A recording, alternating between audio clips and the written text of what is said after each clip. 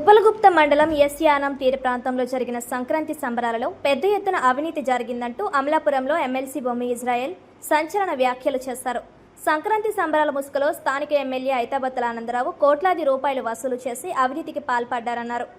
2 సంవత్సరాలుగా సంక్రాంతి సంబరాల పేరుతో వసూలు చేసిన మొత్తాలను ఎంత ఖర్చు చేశారో శ్వేతపత్రం విడుదల చేయాలని డిమాండ్ చేశారు. రైతుల నుంచి, అధికారుల నుంచి, వివిధ షాపింగ్ మాల్స్ నుంచి, కాంట్రాక్టర్ల నుండి పెద్ద మొత్తంలో నిధులు వసూలు చేశారని ఆరోపించారు. వీటిపై ఎమ్మెల్యే సమాధానం చెప్పాలని డిమాండ్ చేశారు. ప్రతి రైతు నుంచి ఎకరాకు 5 లక్షల రూపాయలు వసూలు చేశారని, ప్రతి డిపార్ట్మెంట్ నుంచి, చిరు వ్యాపారస్తుల నుండి 10,000 రూపాయల చొప్పున వసూలు చేశారన్నారు. ఎస్ యానంలో జరిగిన సంక్రాంతి సంబరాలలో ఓ విలేకరి అగ్ని ప్రమాదానికి గురై కిమ్స్ ఆసుపత్రిలో చికిత్స పొందుతున్నారంటే అక్కడ ఏ రకమైన సౌకర్యాలు లేవని చెప్పడానికి నిదర్శనమన్నారు. అమలాపురం ఆర్డీఓ భర్త కాంట్రాక్టర్గా మారి పనులు చేయిస్తున్నారంటే వ్యవస్థను ఎంత దిగజార్చారో తెలుస్తోందన్నారు. ఎమ్మెల్యే ఆనందరావు ఒక ప్రాంతానికే పరిమితమయ్యి ప్రజల కోసం కాకుండా స్వార్థ ప్రయోజనాల కోసం మాత్రమే పనిచేస్తున్నారని ఎమ్మెల్సీ బొమ్మి ఇజ్రాయెల్ సంచలన వ్యాఖ్యలు చేశారు. అందరికీ నమస్కారం. ఈరోజు సంక్రాంతి వెళ్ళిపోయిన తర్వాత మీ అందరితోటి మాట్లాడటానికి ముందుకొచ్చాను. ఈరోజు 2 అంశాల మీద ప్రధానంగా మీ అందరితో మాట్లాడదలుచుకున్నాను. ప్రధానంగా ఈ రాష్ట్రంలో కూటమి ప్రభుత్వం ఏర్పడిన తర్వాత ఈ 18 నెలల కాలంలో ప్రత్యేకంగా దళితుల మీద ఈ రాష్ట్ర వ్యాప్తంగా సుమారు 100 మందికి పైగా దాడులు కానీ, హత్యలు కానీ, అత్యాచారాలు కానీ జరుగుతున్నాయి.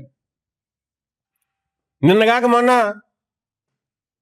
పల్నాడు జిల్లా గురజాల నియోజకవర్గం పిన్నెల్లి గ్రామంలో మందా సాల్మన్ అనే వ్యక్తి మీద కూటమి పార్టీకి చెందినటువంటి వ్యక్తులు విచక్షణారహితంగా దాడి చేసి తను చనిపోవడానికి కారణమయ్యారు.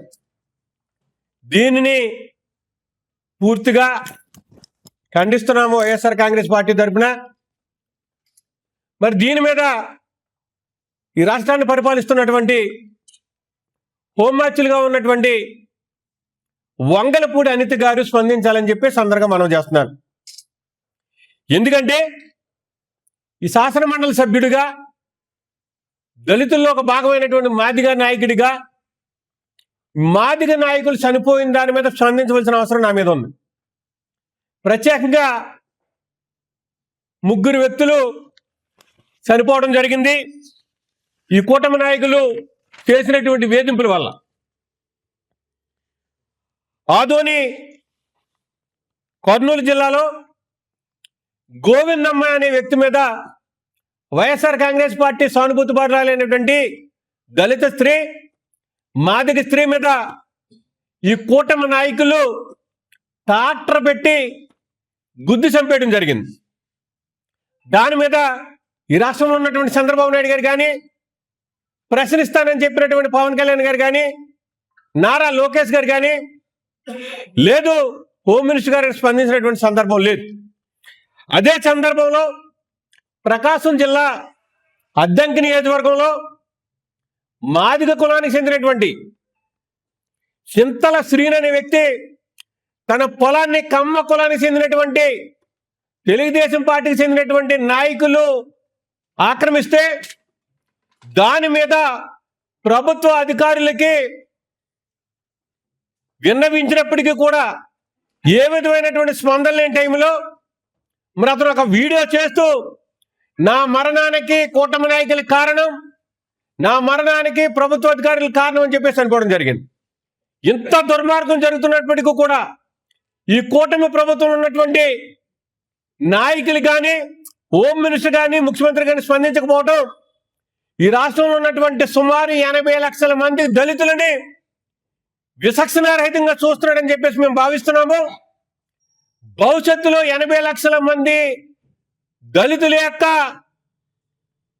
బాధని మీ ప్రభుత్వం తప్పకుండా గుణపాఠం చూస్తారని చెప్పేసి సందర్భంగా మనం చేస్తున్నాను. ఇదే సందర్భంలో చిన్న రిక్వెస్ట్ మా మాన్యశ్రీ మందకృష్ణ మాదిగ గారికి, తెలంగాణలో దళితుల మీద జరిగినప్పుడు మీరు అనూహ్యంగా స్పందిస్తున్నారు.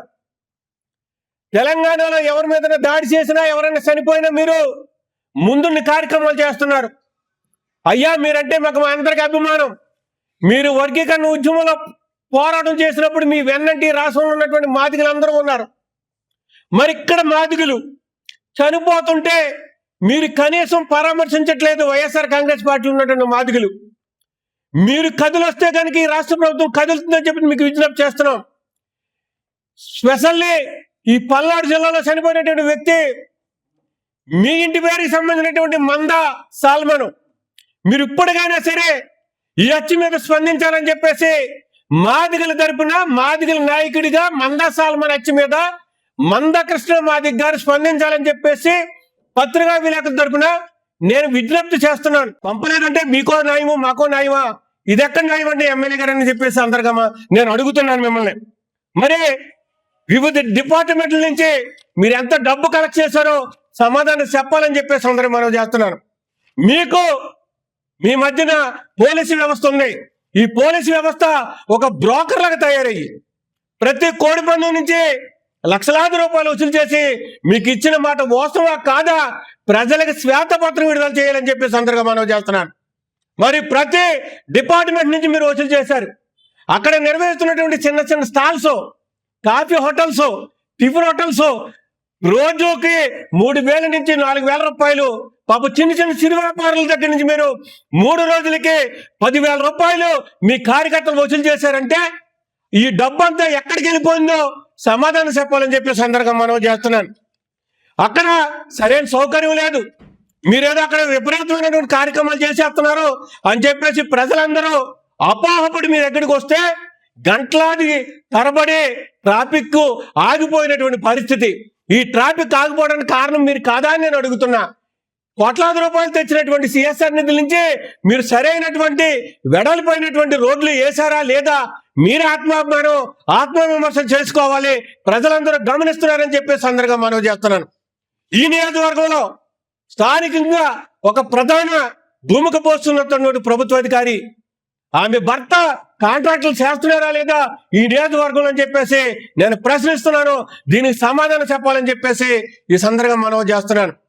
స్వయాన ఆర్డీఓగా ఉన్నటువంటి ఆర్డీఓ గారి భర్త కాంట్రాక్టులు చేస్తున్నారంటే ఎంత సిగ్గుచేటో ఒక్కసారి ప్రజలందరూ గమనిస్తున్నారు. మీ పార్టీ వాళ్ళే మిమ్మల్ని తిట్టుకుంటున్నారు. ఒక్కసారి గమనించుకోండి. స్థానిక శాసనసభ్యులు వారని చెప్పేసి మీకు మనవి చేస్తున్నాను. అభివృద్ధి ముసుగులో మీరు చేస్తున్న కార్యక్రమం ఏంటి? మీరు తెచ్చినటువంటి నిధులు ఎన్ని? మీరు చేసినటువంటి డెవలప్మెంట్ ఎంత? మీరు ఒక నియోజకవర్గానికి ఎమ్మెల్యే అనే మాట మరిచిపోయి స్థానికంగా మీ ఇంటి దగ్గర లేకపోతే మీ మండలంలోనూ ఒక్కచోటే అభివృద్ధిని చేస్తామని చెప్పడం ఎంతవరకు ధర్మం అని చెప్పేసి ఈ సందర్భంగా నేను ప్రశ్నిస్తున్నాను. ఇదే సందర్భంలో నియోజకవర్గంలో ఉన్నటువంటి 4 మూల నుంచి కూడా మీరు అభివృద్ధి చేయవలసిన అవసరం ఉందా లేదా నేను ఈ సందర్భంగా ప్రశ్నిస్తున్నాను. మరి వాడలరేవు కూడా బీచ్ ఉంది. అల్లవరం మండలం నుంచి వాడలరేవు కూడా బీచ్ ఉంది. అల్లవరం మండలం నుంచి కూడా మీకు ఓట్లు ఎక్కువ వచ్చినాయి, మీకు మెజార్టీ వచ్చింది. అల్లవరం మండలంలో ఉన్నటువంటి బీచ్ సముద్రం కొట్టుకుపోయి ఓఎన్జీసీ అక్కడ పాడైపోతుంటే మీరు ఎందుకు పట్టించుకోవట్లేదో సమాధానం చెప్పాలని చెప్పేసి ఈ సందర్భంగా నేను ఎమ్మెల్యే గారిని ప్రశ్నిస్తున్నాను. మరి అల్లవరంలో ఉన్నటువంటి బీచ్ని కూడా మీరు డెవలప్ చేయాలి కదా, ఎందుకు చేయట్లేదు ఎమ్మెల్యే గారు? మీ స్వార్థ ప్రయోజనాల కోసం మీ సొంత ఊరినే సూచుకుని కాంట్రాక్టర్ల దగ్గర నుంచి, షాపింగ్ మాల్ దగ్గర నుంచి, అదేవిధంగా పెద్ద పెద్ద ఉద్యోగాలు చేస్తున్నటువంటి ఉద్యోగస్తుల దగ్గర నుంచి కూడా మీరు వసూలు చేశారని ప్రజలు చెప్పుకుంటున్నారు. ఇది నిజమా కాదా? దీని మీద పూర్తిగా శ్వేతపత్రం విడుదల చేయాలని చెప్పి సందర్భంగా మనవి చేసుకుంటూ, మరి ఈ సందర్భంగా ఈ కోనసీమ జిల్లాలో పంచాయతీరాజ్ అధికారులుగా 2 వ్యక్తులు సలామన్ అవుతున్నారు.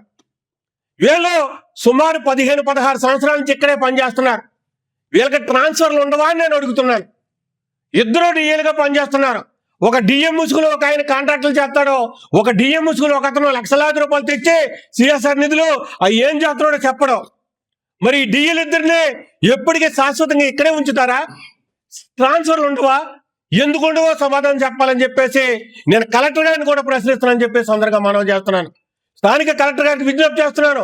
ఈ డిఏలుగా ఉన్నటువంటి 2 వ్యక్తులు ఈ కోనసీమ డాక్టర్ బిఆర్ అంబేద్కర్ కోనసీమలో ఉన్న పంచాయతీరాజ్ వ్యవస్థని పూర్తిగా తినేస్తున్నారు, మింగేస్తున్నారు. ఖచ్చితంగా రేపు భవిష్యత్తులో ఒక 4-5 రోజుల్లో ఆధారాలతో సహా నేను బయటపడతానని చెప్పేసి ఈ డిఎల్ వ్యవస్థలో కలెక్టర్ గారికి విజ్ఞప్తి చేస్తానని చెప్పి సందర్భంగా మనవి చేసుకుంటూ, ఏమైనప్పటికీ వచ్చినటువంటి ప్రేక్షకులు, మీరు సంక్రాంతి సంబరాల ముసుగులో ఏదో చేస్తారని వచ్చినటువంటి ప్రేక్షకులు పూర్తి అవస్థల పాలయ్యారు, అసౌకర్యానికి గురయ్యారు. ఇది తగదని చెప్పేసి సందర్భంగా మనవి చేసుకుంటూ, మరి ఏమైనప్పటికీ